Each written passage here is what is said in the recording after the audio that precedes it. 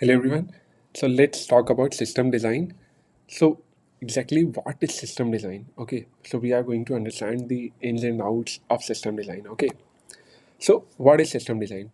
So basically you have to put the building blocks. Okay.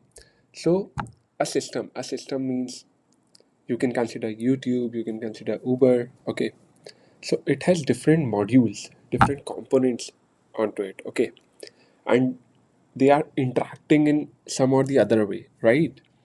Like suppose a request is initiated from a user end. Okay, so suppose from browser you hit a request, so it will come onto a server, right?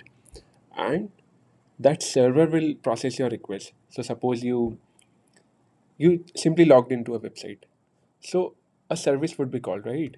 And in order to check the credentials, it will call the database, right? And from there the credentials will be checked and the response will be returned to you as the user. Okay, so this is one flow. So in a website typically there are multiple flows and there are multiple components involved in a system. Okay, so it is not like coding, it is about system. Okay, so it is different than the lead code style things you are doing. Okay, so why you want to learn? So currently in the market every company is emphasizing on system design. It is very crucial even if it is a big company, a FAANG company, or a startup, fintech, any company, they want you to think of systems, okay? Because in whatever project you have worked on, you can think of it. It involved an architecture, right? And if you want to build a high skill system, you need to have that kind of knowledge, right? Like you need to know what kind of scaling you need to use. Okay, so there are multiple types of scaling. Do you need to introduce a caching? What type of caching do you need to introduce? How can you optimize your database? Can you do sharding, right? What kind of communication protocol do you need to use? Okay, so if these terms sound bad to you, you need to learn from the very start. Like, do you need consistency in your application or availability? So things like that. Okay, so we have some real world systems, right? Like if you talk about WhatsApp, so it is a messaging system. So in this, typically the users are connected in groups, direct chats. So in this, only one time connection is made and then communication happen, right? Similarly, like in Uber, so it is a different kind of streaming service, right? In this, users can upload a video, users can view the video which are there, right? So you need to consider different kind of things, like how many users would be there, right? Do you need availability over consistency? How could you optimize the performance? Also, like if I'm sitting in suppose India and there's a user who is in US, okay, so how to fulfill the request to those specific users? So we can use a CDN, right? We'll talk about it in the later videos. And how to scale the application? Like suppose a famous video is uploaded and there is a lot of traffic on the website, and suppose the website regularly handles millions of users, and suppose on that day there is 5x traffic, so how will it scale? So what will you incorporate in your design so that it doesn't fail in that kind of scenario, right?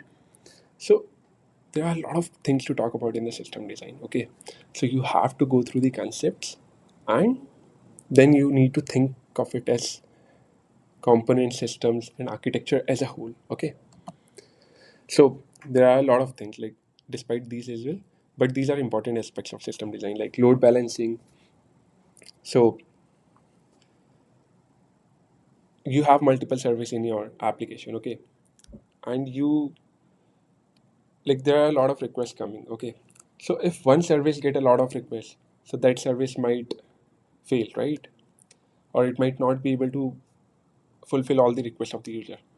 So you need a load balancer, and in load balancer as well you have a different kind of strategy like round robin or things like that. Like you need to equally distribute the request, or if some server is empty you need to distribute it according to that. So there are multiple techniques of load balancing as well.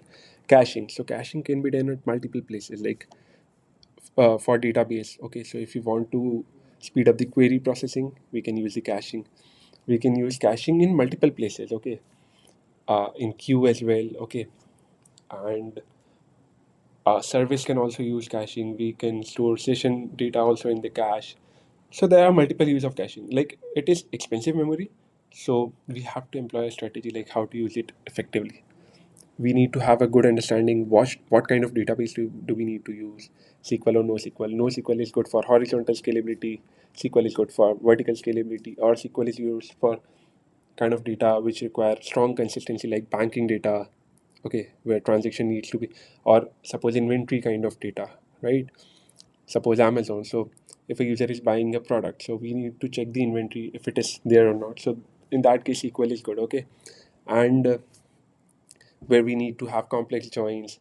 So we need to consider multiple factors when using a database. Similarly for scaling, like horizontal scalability is like we have multiple servers in parallel. Okay, you can think of it as like multiple machines in parallel. Okay, so multiple machines working in parallel so that there is no single point of failure, right?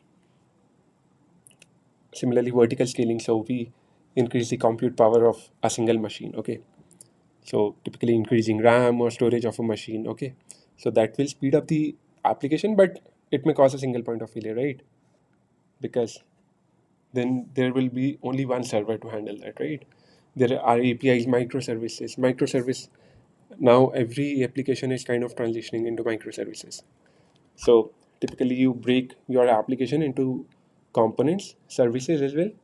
So each service will have a specific task. Suppose an e-commerce application. So suppose you have a big application. Now what happen is like you have to do deployments. Okay, so deploying, like if you have a, even if you have a small change, you have to deploy the whole application. So that is time consuming. Okay, and it is very difficult to follow through as well. If you have microservices, you can separate those services. Like you can have, suppose for an e-commerce, so you can have different order service, checkout service, search service, payment service, right? Product service. Okay, and each service can be deployed independently as well, and each service can be built on its own technology, whichever is best. Okay, like payment can be built on Java, which is more reliable. We can use new stacks like mean stack, merge stack for product page, right? So typically that is microservice, and API is just a way of communication. Okay, and cap theorem, obviously, like in a distributed system there is always a trade-off between consistency and availability. So if you want consistency, so you need to choose a different kind of strategy. Consistency typically means you need to serve same data across all the nodes in your application, and availability means in any kind of network failure, partition tolerance, any kind of hindrance, the data should be available, okay, no matter what. And I'll create separate videos as well so that you would understand these bit. Okay, so it might be overwhelming for some of you as well, but trust me, like if you get a list of concepts, each concepts, so then you will be able to make a design decision that will be very important in your career, right? Even if you are a fresher or a mid-level or an experienced engineer, you need to learn system design at some or early later stage, right? So see you on in the next video.